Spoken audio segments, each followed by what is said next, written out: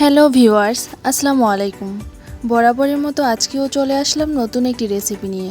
আর আজকের পর্বে শেয়ার করব আমাদের ঘরে যে ছোট্ট সোনামণিরা আছে তাদের জন্য হোমমেড সেরিলাক অথবা সিরিয়াল। সেরিলাক যে আমাদের বাচ্চাদের জন্য কতটা পুষ্টিকর তা কিন্তু আমরা কম বেশি সবাই জানি। তবে শিশু খাদ্য হিসেবে এটি বেশ ব্যয়বহুল।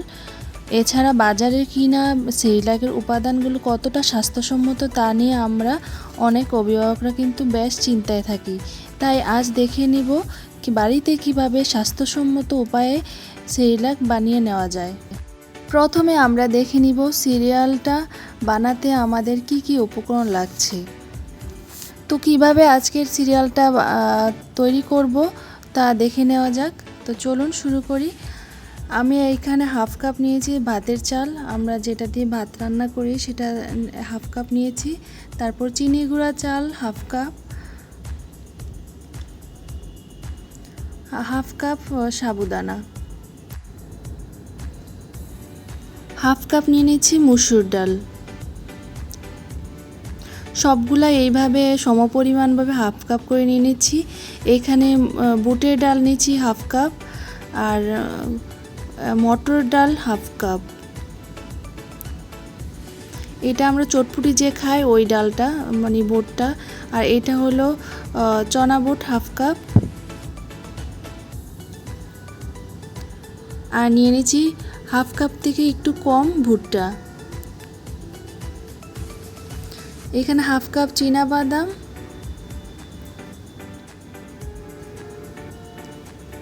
হাফ কাপের থেকে একটু কম কাঠবাদাম,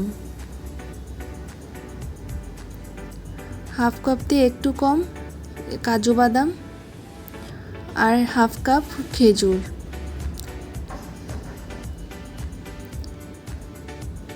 হাফ কাপ কিশমিশ। তো কি কি নিয়েছি দেখতে পারতেছেন।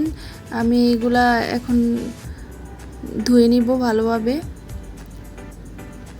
ধুয়ে নেওয়ার পর একটা ট্রেতে এরকম একটা ওড়না বিছিয়ে নিয়েছি। তারপর এক এক করে সবগুলা ছড়িয়ে দিব, একদম সমানভাবে ছড়িয়ে দিব। তারপর রোদে দিয়ে দিব। আপনারা যদি রোদের কোনো ব্যবস্থা না থাকে তাহলে ফ্যানের নিচে রেখে শুকাতে হবে, তবে এইখানে বেশি সময় লাগবে। তো আমার রোদ্রের মধ্যে দিয়ে আমি এগুলা শুকিয়ে নেব। আমরা জানি বাচ্চাদের মেধা বিকাশ গঠন হয় প্রথম 3 বছর পর্যন্ত, তারপর 5 বছর পর্যন্ত। এই সময়টা আমরা মায়েদের উচিত বাচ্চাদের খাবারের প্রতি খেয়াল রাখা। পুষ্টিবিদ আয়েশা বলেছেন এই সেরিলাকটা প্রত্যেক দিন দিলে 90% পূরণ হয়ে যায়, 90% পুষ্টি পূরণ হয়ে যায়। তবে এই সেরিলাক প্রত্যেক দিন দেওয়া যাবে না। ঘরের অন্যান্য খাবারের সাথে সাথে এই সেরিলাক একদিন পর পর অথবা সপ্তাহে 2 থেকে 3 দিন দিলে ভালো হবে। সবগুলো উপকরণ ভালোভাবে ধুয়ে নিয়েছি। তারপর এক এক করে এক ট্রেতে ওড়না বিছিয়ে ছড়িয়ে দিচ্ছি। তো চাল ডাল এগুলো আলাদা দিয়েছি, আর বাদামগুলো আলাদা, ডালগুলো আলাদা। কারণ একটার সাথে আরেকটা দিলে একটা পুড়ে যাবে, আরেকটা হবে না। তো এইভাবে দেওয়া যাবে না, সাইজ অনুযায়ী আলাদা আলাদা করে নিয়েছি। তারপর আলাদা আলাদা শুকিয়ে নিচ্ছি। আপনারা চাইলে কিশমিশ আর খেজুর অ্যাভয়েড করতে পারেন।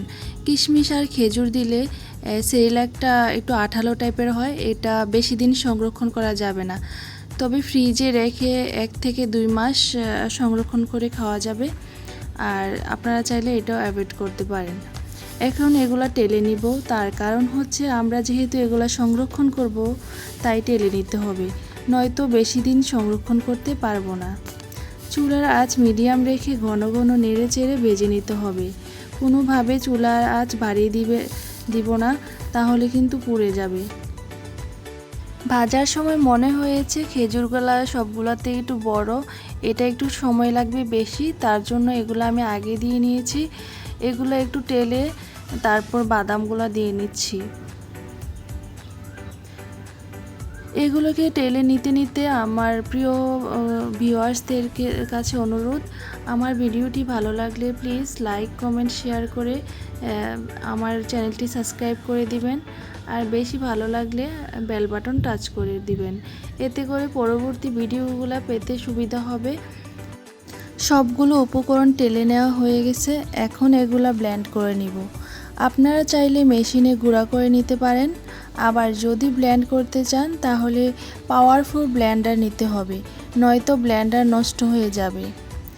তবে আমার মনে হয় মেশিনে গুঁড়া করলেই বেটার হয়, কারণ ভুট্টা আর বুট প্রচুর শক্ত, এগুলো ব্লেন্ড করলে ব্লেন্ডারে প্রচুর প্রেসার ক্রিয়েট হয়, এতে ব্লেন্ডার নষ্ট হয়ে যাওয়ার সম্ভাবনা বেশি।